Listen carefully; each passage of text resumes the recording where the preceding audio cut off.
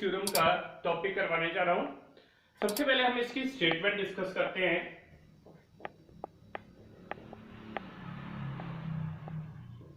If fx be a function defined on closed interval ab, then इसकी हम तीन condition satisfy करवाएंगे। First condition है function fx that is continuous on closed interval ab। दूसरी condition है function is derivable in open interval a. जो close interval है वो स्क्वायर ब्रैकेट में होगा और डिराइवेबल जो है वो गोल ब्रैकेट होगी इसकी। तीसरी कंडीशन है इसकी F A that is equal to F B. तो रोल्स थ्योरम तभी सेटिस्फाई होगी जब इसकी तीन कंडीशंस सेटिस्फाई हो जाएंगी। अगर इन तीनों कंडीशंस में से कोई भी एक कंडीशन सेटिस्फाई ना हो तो रोल्स थ्योरम जो है वो आपकी डिराइवेबल नहीं है। तो जब आपकी तीन कंडीशन सेटिस्फाई हो गई तो यहां पर हम लिखेंगे then there exist one real number c that belongs to this interval ab such that f dash of c that is equal to 0। तो ये आपके रोल्स थ्योरम की स्टेटमेंट है। अब इसके बाद हम इसके बेस पर क्वेश्चंस डिस्कस करेंगे। नेक्स्ट स्टेटमेंट है verify Rolle's theorem for the function. Function आपके पास गिवन है sin of 4x plus 4 cos of 4x on the interval 0 to pi by 2।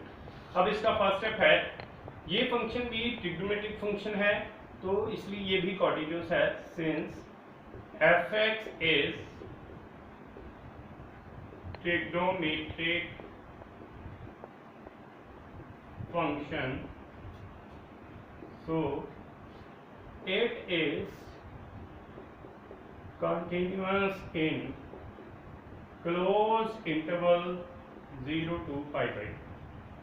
अब यहां से इसका डेरिवेटिव लेंगे। f dash x is equal to sine of 4x का derivative होगा 4 sine of cube x. पहले हमने इसकी पावर सॉल्व की है। अब उसके बाद साइन एक्स का डेरिवेटिव लेंगे, वो आएगा कॉस एक्स। उसके बाद कॉस ऑफ 4x का डेरिवेटिव लेंगे, ये आएगा 4 कॉस ऑफ क्यूब एक्स और कॉस एक्स का डेरिवेटिव माइनस ऑफ साइन। अब यहां से इन दोनों टर्म्स में से 4 sine x cos x common आ जाएगा, यहां से बचेगा साइन स्क्वायर ऑफ एक्स, ये माइनस यहां से बचेगा कॉस स्क्वायर एक्स। अब इस टर्म में से हम माइनस भी कॉमन लेंगे, ये आएगा minus 4 sine of x cos x और ये है कॉस स्क्वायर एक्स माइनस यहां से साइन स्क्वायर। अब इसको हम अरेंज करके लिखेंगे ट्वाइस ऑफ, ये आएगा 2 साइन एक्स कॉस एक्स, यहां से आ जाएगा cos square x minus sine square x. अब 2 साइन एक्स कॉस एक्स ये होता है साइन 2x के बराबर और cos square x minus sine square x ये होगा कॉस 2x के बराबर। अब again 2 sign 2x cos 2x ये साइन 4x बन जाएगा। तो यहां से इसको डिराइव करके हमारे पास आ गया माइनस ऑफ साइन 4x। तो हम ये लेंगे, सो fx is derivable in open interval 0 to pi by। अब इसकी थर्ड कंडीशन लेते हैं।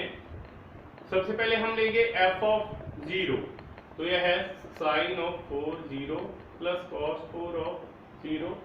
साइन 0 की वैल्यू 0 है तो 0 की पावर 4 प्लस 1 की पावर 4 ये आ जाएगा 1। और उसके बाद f of पाई अपॉन 2 लेते हैं, sine of 4 pi by 2 plus cos of 4 pi by 2। अब साइन 90 की वैल्यू 1 है तो ये आएगा 1 की पावर 4 प्लस 0 की पावर 4 दैट इज अगेन 1। तो अब इन दोनों टर्म्स की वैल्यू जो है 1 आ गई। सो इसका मतलब हमारी तीसरी कंडीशन जो है वो सेटिस्फाई हो जाएगी, f of 0 is equal to f of pi by 2. So all the conditions of Rolle's theorem are satisfied. So there exists one point C such that f dash of c is equal to 0।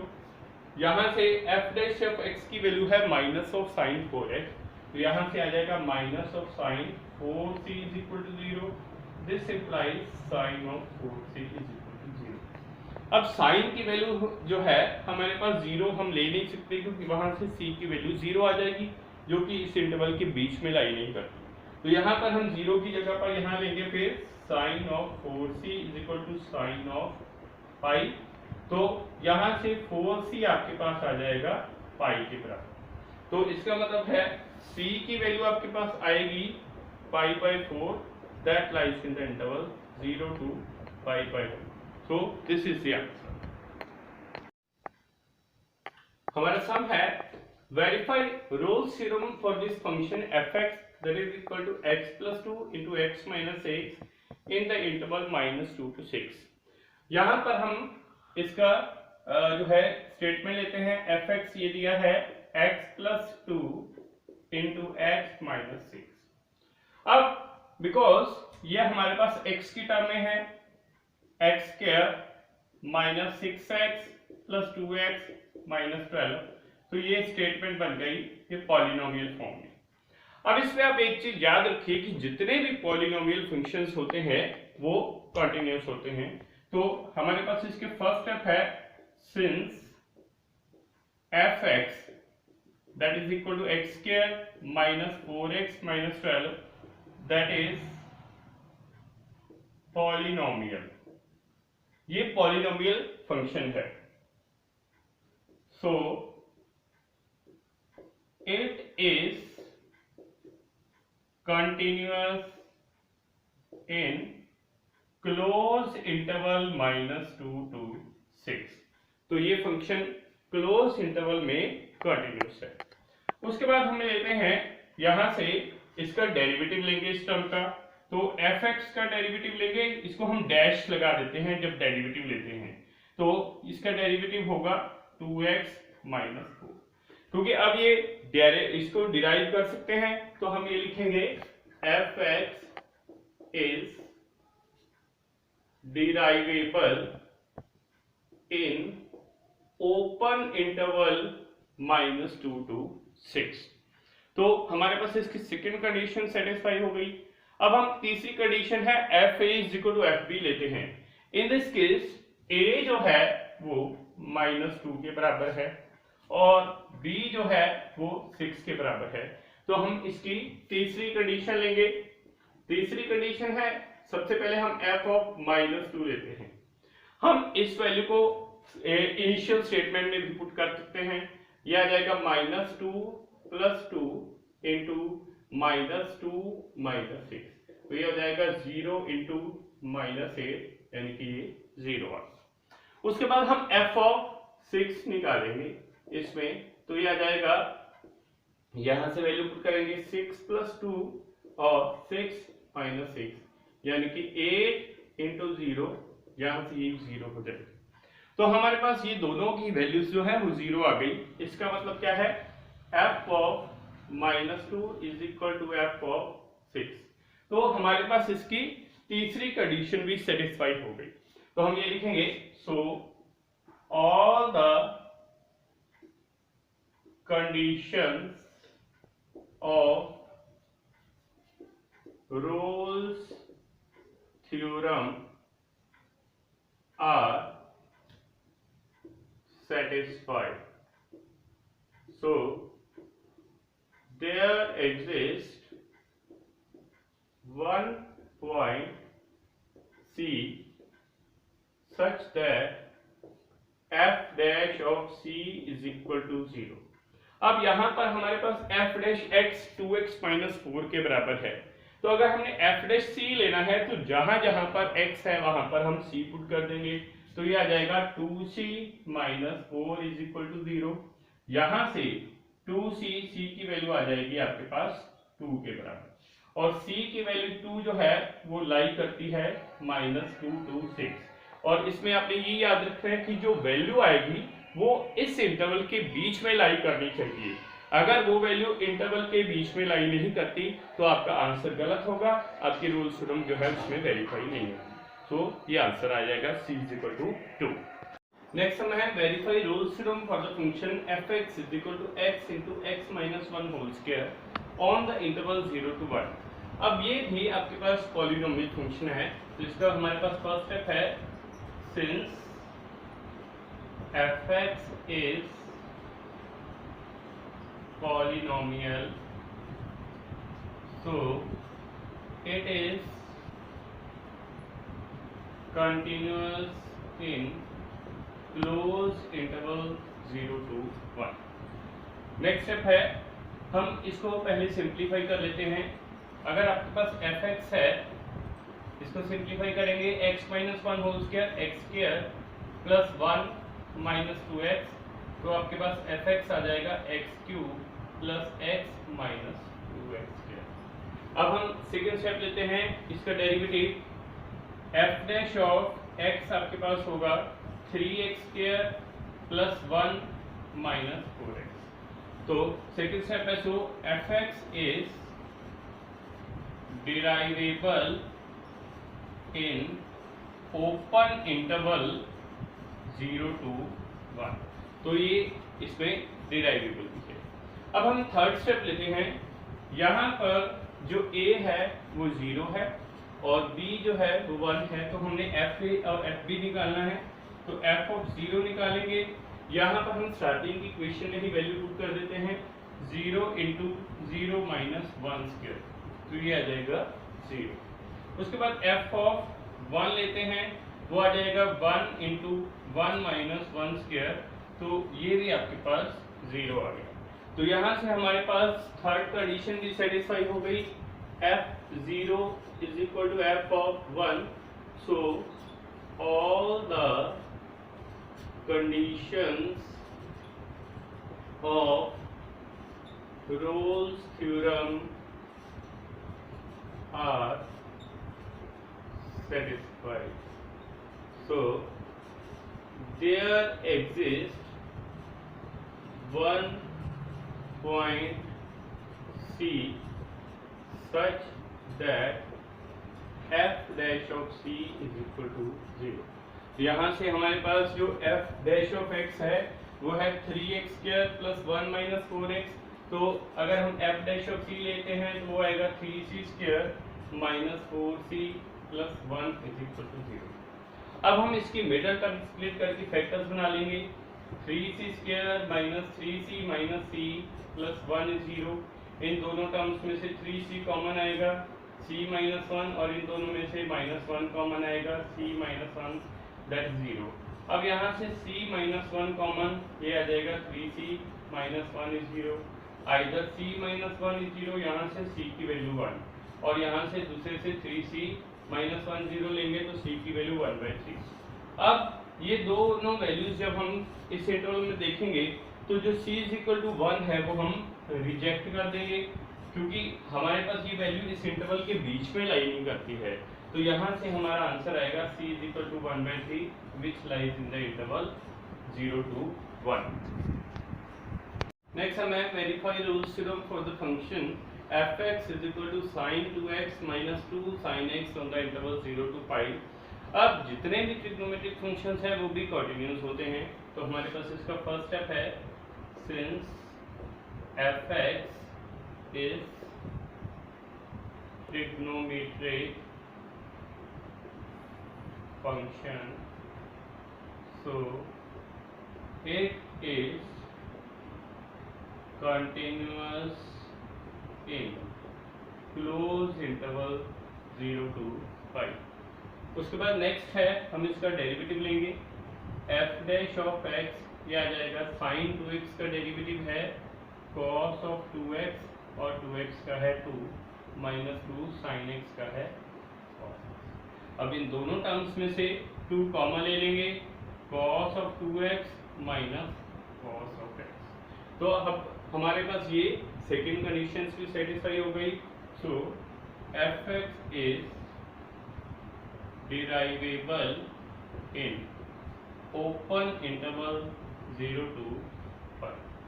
अब third condition लेते हैं। इसमें third condition है हमारे पास 0 to पाई है, तो a की value है 0, b की वैल्यू है पाई। तो सबसे पहले हम f ऑफ 0 लेंगे, यह आ जाएगा साइन 0, 2 इंटू 0, ये भी 0 हो जाएगा, माइनस 2 साइन 0।